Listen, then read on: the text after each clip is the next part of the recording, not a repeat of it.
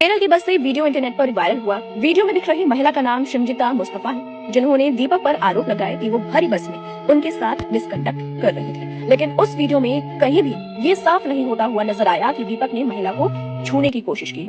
समाज की नजरों में बदनाम होना, बिना गलती के अपराधी बना दिया जाना, ये सब दीपक सहन नहीं कर पाए और आखिरकार उन्होंने खुद की जान ले ली।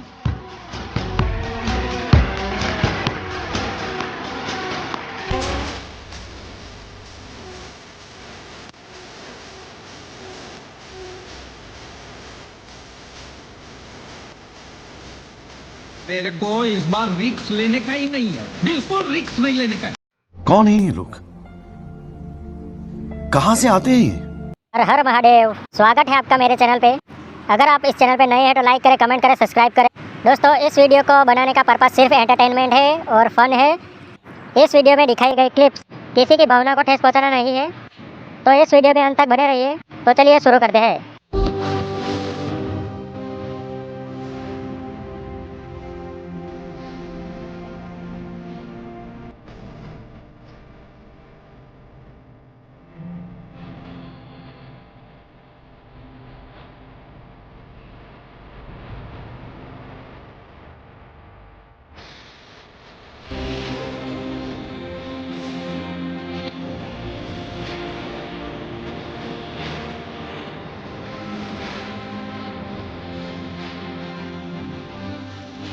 ஆம்பளமாவா? ஆய்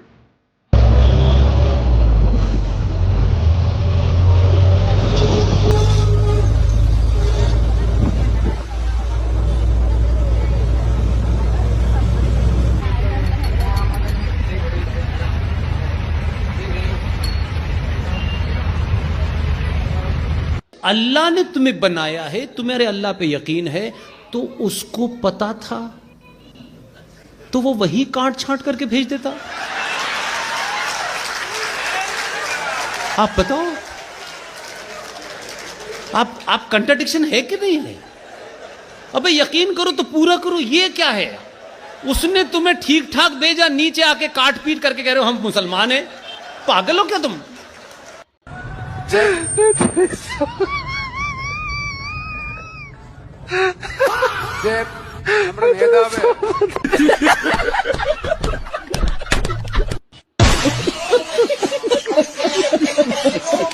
बहुत शॉकिंग बात मुझे यहाँ ये लगी कि हमारे दोस्त को दूसरी कम्युनिटी का जब अपमान हो रहा है और जलील हो रही है वो कम्युनिटी, उनको वो एंटरटेनमेंट हो रही है, वो कम्युनिटी उनको वो एंटरटेनमेंट लग रहा है। कल को इस तरह के लोग भी आ जाएंगे। हमने ये भी देखा है कि सड़कों पर जो बुलडोजर चल रहे होते हैं, लोगों की लिंचिंग हो रही होती है, तब भी वहाँ 10-20-50 लोग खड़े होकर कम्युनिटी का अपमान नहीं होता। सड़कों पर जो बुलडोजर चल रहे होते हैं, लोगों की लिंचिंग हो रही होती है, तब भी वहाँ 10-20-50 लोग खड़े होकर कम्युनिटी का अपमान नहीं होता। आतंकवादी संगठनों का अगर अपमान हो रहा है, लश्कर-ए-तोयबा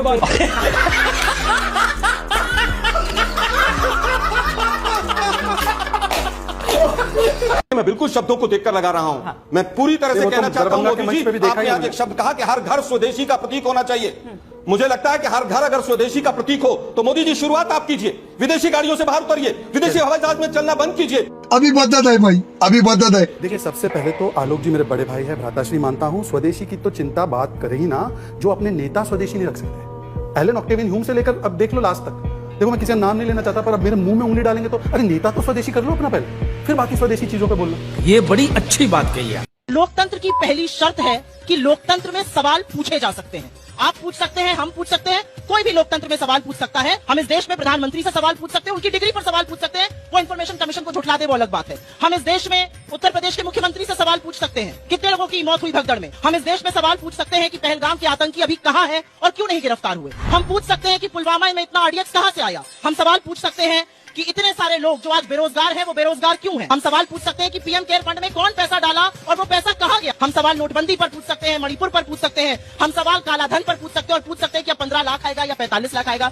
अभी मदद है भाई, अभी मदद है। बिल्कुल सही कहा सुप्रिया जी ने कि लोकतंत्र में सवाल पूछने का अधिकार है। मोदी से सवाल पूछो, योगी से पूछो, पर इंदिरा से मत पूछना वरना इमरजेंसी लग जाएगी, और राहुल से मत पूछना वरना थरूर जैसा हाल हो जाएगा। सवाल पूछिए, पर तो आप सेना से सबूत मिलने के बाद सिंदूर पर भी सवाल पूछते हैं। जब सुप्रीम कोर्ट में 41 फैसले ईवीएम पर आ जाते हैं, तब सुप्रीम कोर्ट से सवाल पूछते हैं। EC is very good in Karnataka, EC is very good in Telangana, EC is very good in other states. EC was so good in 99 seat मिली तो सुप्रिया जी ऐसे सेलिब्रेट करने लगी। पर जब ईसी की तरफ से जब निर्णय आता है महाराष्ट्र और हरियाणा में, तो ईसी वेरी बैड होता है। ईसी नहीं, ये सीसी की प्रॉब्लम है। सीसी का मतलब है conditional commitment to constitution and judiciary. Judiciary electoral bond का फैसला दे, मैं मानता हूं। जुडिशरी रफाल पर फैसला दे, मैं नहीं मानता हूं। इलेक्शन कमीशन फैसला कर्नाटका में दे, मैं मानता हूं। इलेक्शन कमीशन फैसला दे कहीं महाराष्ट्र में, मैं नहीं मानता हूं। इसको बोलते EMI, मतलब इमरजेंसी माइंडसेट ऑफ इंदिरा का परिवार। 50 वर्ष पहले भी परिवार तंत्र के ऊपर था, आज भी परिवार तंत्र के ऊपर है। गलती बेटा की थी, डेटा को गाली देती रही कांग्रेस। ये इनका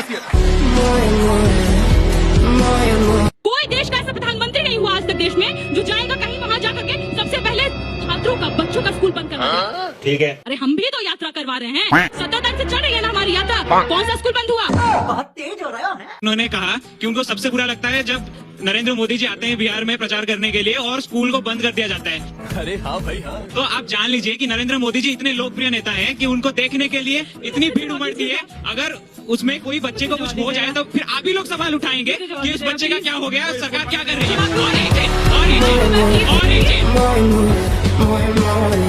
खोल के ऐसे चल रहा हूँ नरेंद्र मोदी के राज में भाई। और कांग्रेस की राज थी तो ऐसे चल रहा था, ऐसे छुप के चलना पड़ता था। अच्छा, शुरू से अगर मेरी एक टांग भी टूट गई ना तो भी ऐसे ऐसे करके ना नरेंद्र मोदी को वोट दूंगा, लेकिन कांग्रेस को नहीं दूंगा। अगर दिखाई नहीं देगा तो भी भाजपा को वोट दूंगा। अगर मेरे को ऐसा लगा कि मेरे को कोई भाजपा को वोट देने के लिए मना कर रहा है तो आत्महत्या कर लूंगा। शहीद भगत सिंह की ओर से मैं आत्महत्या कर लूंगा, लेकिन वोट तो भाजपा को ही दूंगा। हे भगवान, तेरी लीला अपरंपार है। कोई मना थोड़ी करेगा आपको वोट देने से, वो तो आपका अधिकार है भाई, आपका मताधिकार है। अधिकार 5 वोट है, 5 भाजपा को जाएगा। जिसको जो करना है वो करे। आपको बोल रहा हूँ, मैं अगर बुढ़ा हो गया तो भी ऐसे लाठी लेके चलूंगा और वोट दूंगा, भाजपा को दूंगा। और कितनी भी महंगाई आ गई, भाजपा भी महंगाई हो, लेकिन वोट तो भाजपा को ही दूंगा। अगर 1000 रुपए में पेट्रोल मिलने लगेगा तो 1000 रुपया छोड़ो, 2000 5000 होगा तो भी लेके भीख मांगूंगा। दे दे बाबा, बाबा दे दे, लेकिन मैं वोट भाजपा को दूंगा। भीख मांग के आप अपना घर चला लेंगे, लेकिन वोट भाजपा को देंगे। आपको क्या बोल रहा हूँ, मैं अंधा होगा ना ऐसा करके चलूंगा। दे दे बाबा, कुछ दे दे, सिलेंडर लाऊंगा उससे, लेकिन वोट भाजपा को दूंगा। और ऐसी सिचुएशन आ गई कि भीख भी नहीं मिली तब फिर क्या होगा? आत्महत्या कर लूंगा और नाम कांग्रेस का ले लूंगा, उसने मेरे को गोली मार दी। अब बोलो।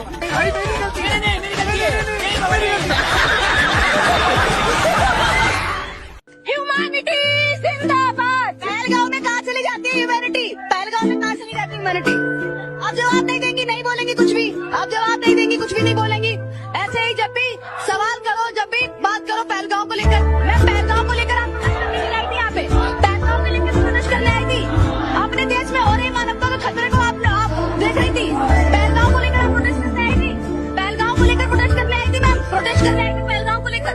पहलगांव को लेकर करने आई थी आप लोग, पहलगांव को लेकर प्रोटेस्ट करने आई थी मैम। फिलिस्तीन के लिए इतना दर्द क्यों है फिलिस्तीन के लिए इतना दर्द? कौन है ये लोग, कहां से आते हैं ये? मुझे लगता था कि पाकिस्तानियों के पास धोने के लिए पानी नहीं है, पर साला ये तो घर पे ही पानी मैन्युफैक्चर कर रहे हैं। पानी बनाने की ये रेसिपी मेरे परदादा ने अंग्रेजों से सीखी थी। पर कैसे? बिकॉज अंग्रेजों ने तो इंग्लिश में सिखाया होगा और आपकी इंग्लिश तो डेफिनेटली डिस्पॉसिबल। बड़े से पतीले को लेके अच्छे से धो लेना। गधे के मुंह से धोना है क्या? क्योंकि पानी का तो हम आविष्कार कर रहे हैं मैडम। उसमें आपने डालना है 1 कप H2O। ये सही है, पतीले में H2O और गले में C2H5OH। अबे अल्कोहल। शू की आवाज आनी चाहिए, अगर शू की आवाज नहीं आती तो रोनाल्डो और स्पीड को बुला के शू करवाना है। जब H2O अच्छे से गर्म हो जाए तो उसमें आपने डालने हैं आइस क्यूब। आइस क्यूब मुर्गी देगी या खुद सुबह सुबह निकालने हैं? तो आपने उसमें डालनी है क्रश्ड आइस। ऐसे तो ये पानी का हलवा बन जाएगा। क्रश्ड आइस डालते वक्त चम्मच कंटिन्यूअसली हिलाते रहें ताकि H2O में वाटर मॉलिक्यूल्स ना बने। जैसे आपके मस्तिष्क के सेंस के मॉलिक्यूल नहीं बने थे। Cook it for 5 minutes and then add 1 litre of filtered water. साला ऐसे तो एक पतीला पानी बनाने के लिए एक एक्स्ट्रा पतीला पानी की कुर्बानी देनी पड़ जाएगी। जब H2O में पानी के बबल्स बनने लग जाए तो इसको एक बाउल में निकालें। गलती से तेरी वीडियो देख के 25 40% पाकिस्तान भी इंस्पायर हो गया ना, फिर तो भुखमरी के साथ सूखा भी पड़ जाएगा। Now it's time to pour our H2O batter in cute little bowl. अब क्यूट बाउल कहाँ से लाऊं? हमारे वाले तो स्टील के दरिंदे हैं जो नीचे गिर जाए तो फील्डिंग सेट कर देते हैं। फिर हम अपनी ट्रे को अच्छे से ग्रीस कर लेंगे। लगे हाथ अपने दिमाग का पंचर भी सही कर दे। ट्रे को 10 मिनट्स के लिए 180 डिग्री टेम्परेचर पे ओवन में रखें। अबे चूल्हे पे पानी गर्म करने वालों ने देखा भी है कभी? Meanwhile prepare your toppings. Topping के लिए मैं यूज कर रही हूँ फ्रोजन क्यूब। रिलैक्स गाइस, पानी की टेम्परेचर का ग्राफ ऊपर नीचे करके खुद को संतुष्ट कर रही है, बिकॉज देश के जीडीपी का ग्राफ तो सालों से डाउन टू अर्थ ही है। अगर कोई आपके जानने वाला शेफ मेरे से अच्छी इस पानी की रेसिपी बना सकता है तो उसको कमेंट में मेंशन जरूर करें। शेफ को अगर यहाँ इस बवासीर में मेंशन कर दिया ना तो अगली सब्जी में मेरी गर्दन मेंशन कर देगा वो।